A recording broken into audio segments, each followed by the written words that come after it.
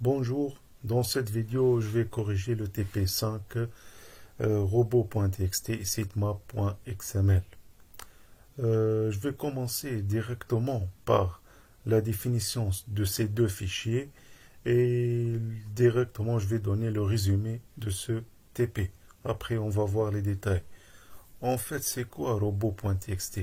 Robot.txt, c'est un fichier placé dans la racine d'un site web à côté de la page index.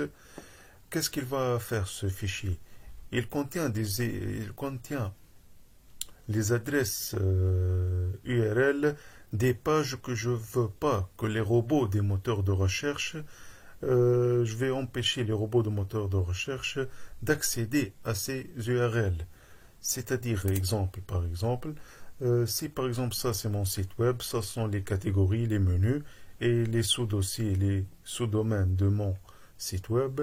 Si par exemple la partie société, elle n'est pas bien définie, j'ai pas bien rédigé, j'ai pas encore bien développé cette partie-là, les pages HTML ne sont pas encore prêtes.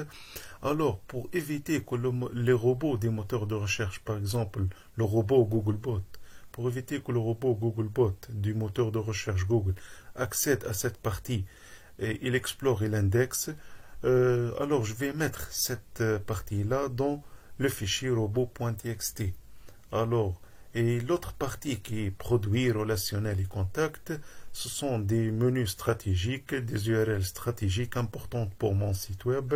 Alors, je vais indiquer cette partie-là dans le sitemap.xml.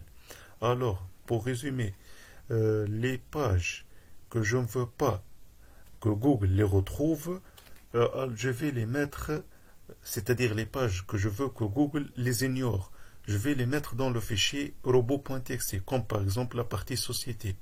Comme je vous ai dit, elle n'est pas encore par exemple bien développée et bien rédigée. Et les pages que je veux aider Google à les retrouver et à les indexer, à les explorer, à les indexer dans son catalogue, dans son serveur, je vais les mettre dans le sitemap.xml. C'est presque le contraire de robot.txt. Voyons, continuons ici dans le TD. Par convention, les robots consultent le fichier robot.txt avant d'explorer puis d'indexer un site web. C'est-à-dire, avant d'accéder et de parcourir mon site web, le Googlebot de moteur de recherche de Google, il va accéder à robot.txt, il va voir quelles sont les URL quelles sont les URL qu'il va ignorer. Comme j'ai dit, il va ignorer ici, par exemple, la catégorie et le dossier société. Et dans le sitemap.xml, le plan de mon site web, il va chercher, il va explorer et il va indexer ces catégories-là. Quelques remarques ici. Par exemple, le robot.txt, il doit être placé à la racine, comme je vous ai dit, à côté de la page d'accueil, la page d'index. Sa taille, elle doit être inférieure à 62 kilooctets. Il est placé, comme on a dit, dans la racine. Je vais vous montrer un exemple pratique après. Le nom du robot.txt, il doit être en minuscule, pas de lettres en majuscule. Exemple ici de contenu du fichier robot.txt, user agent. Étoile, c'est-à-dire étoile, signifie que les instructions qui suivent s'appliquent pour tous les robots. Si je ne vais pas, ou je vais appliquer des actions, je vais empêcher quelques pages de mon site web à quelques moteurs de recherche ou à tous les moteurs de recherche, alors je mets étoile. Si je vais sinon je peux spécifier un moteur de recherche, par exemple ici Googlebot ou Yahoo Slurp, le robot du moteur de recherche de Yahoo. Disallow, c'est quoi disallow? Signifie que le moteur peut parcourir l'ensemble des répertoires et des pages du site. Lorsqu'on met disallow deux points, c'est-à-dire les robots des moteurs de recherche peuvent accéder à toutes les pages du site web. Ils peuvent explorer et indexer toutes les pages d'un site web. Et si la remarque, c'est comme si on n'a pas mis de robot.txt sur le site.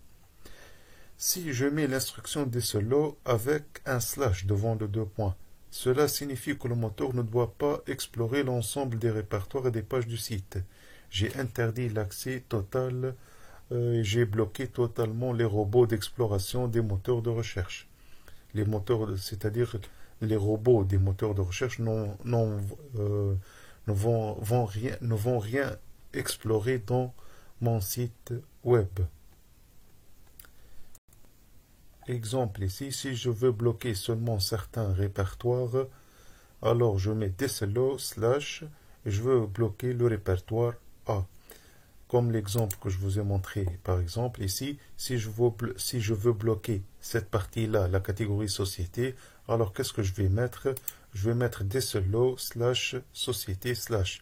Alors, je vais empêcher l'exploration de cette partie-là au robot des moteurs de recherche pour éviter l'indexation de cette partie-là, car elle n'est pas bien développée et bien rédigée. Si je veux bloquer des pages et non pas des dossiers, les dossiers finissent par / commencent par / et finissent par /, alors que les pages commencent par /, il n'y a pas à la terminaison, il n'y a rien à la terminaison.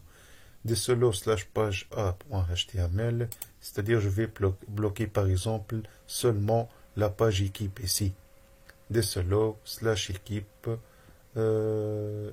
pour bloquer seulement la page équipe.html et non pas toute la catégorie société. Si je veux bloquer la page chiffre.html, alors je vais mettre /chiffre.html pour bloquer seulement cette page, éviter son indexation, son exploration et son indexation au robot des moteurs de recherche. Les robots vont l'ignorer. Pour bloquer l'accès des répertoires à certains robots, il suffit de spécifier son nom dans le paramètre User Agent. User Agent Googlebot, c'est-à-dire je vais bloquer l'accès au répertoire A seulement au moteur de recherche Google. Alors ici, on a bloqué à tous les moteurs, l'accès pour les répertoires à tous les moteurs. Comme ici. Les dièses, c'est-à-dire des commentaires, ça sont des lignes précédées par des commentaires. Dièse commentaire ne sera pas interprété lors de l'exécution de robot.txt.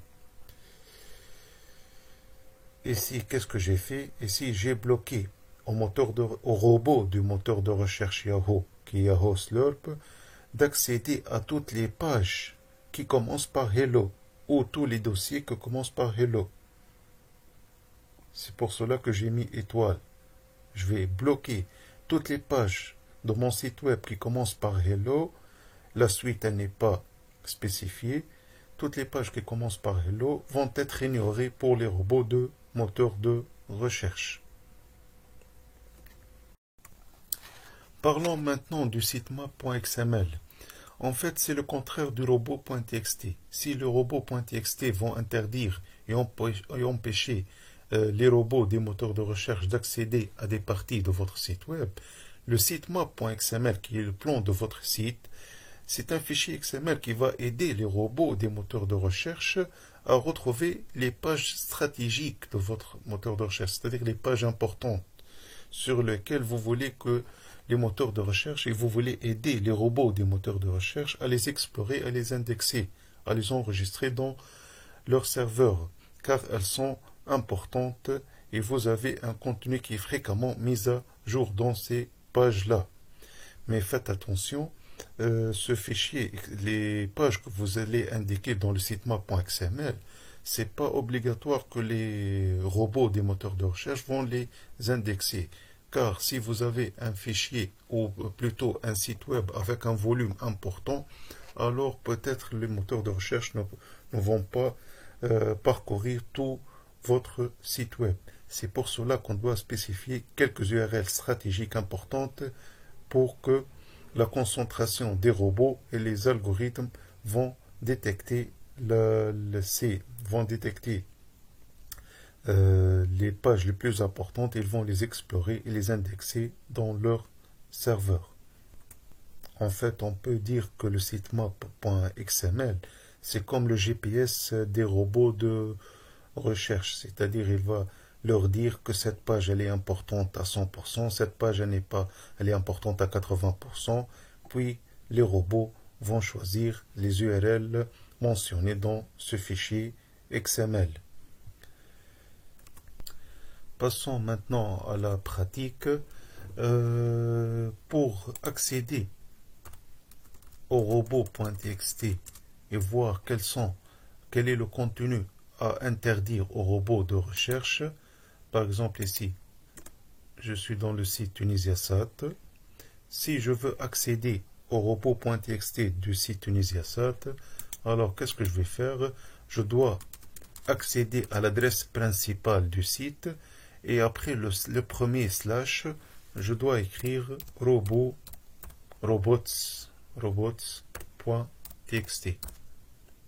Entrée. Le robot.txt, comme c'est mentionné dans le TP, il est accessible à tout le monde, il est public. Tout le monde peut voir quelles sont les pages que vous voulez ignorer et vous voulez interdire au robot des moteurs de recherche.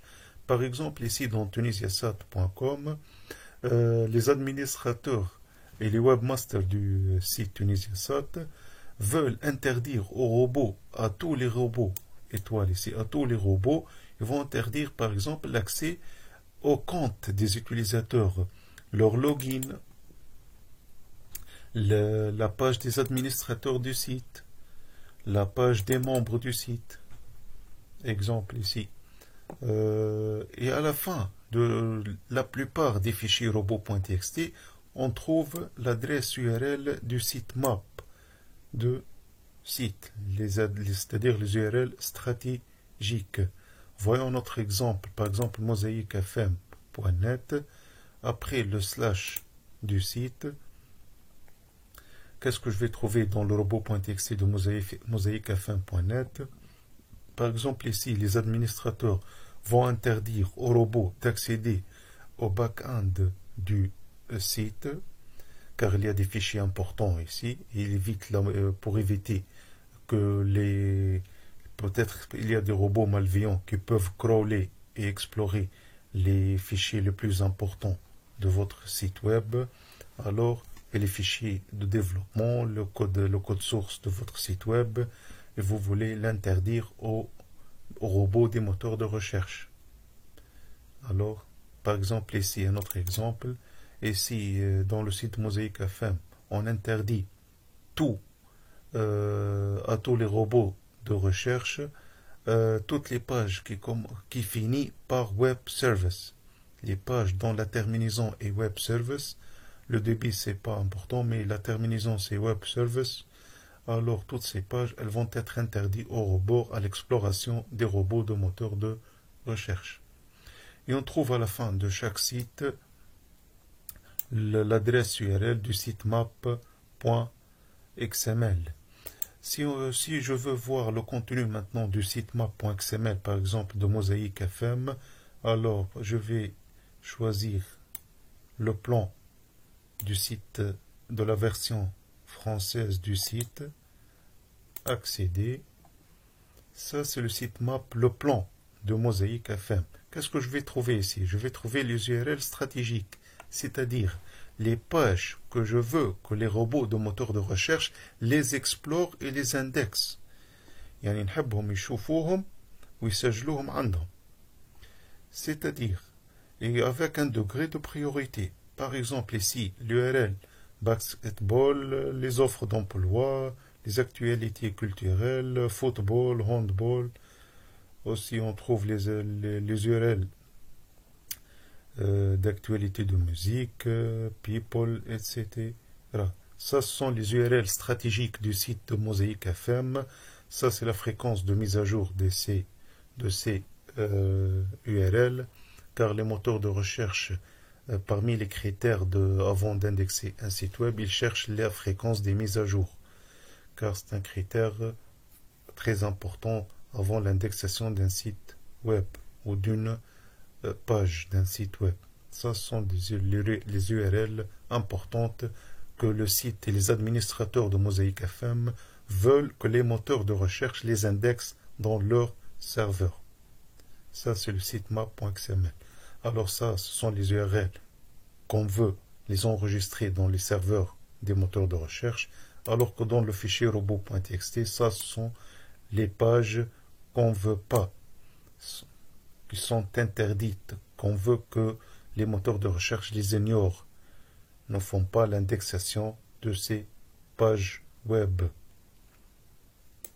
Par contre, dans le sitemap.xml, ça sont les URL qu'on veut les explorer par les robots de moteurs de recherche et les enregistrer dans les serveurs de Google ou de Yahoo ou de n'importe quel autre moteur de recherche. Voyons un autre exemple. Ici, le robot.txt du site ashurok.com.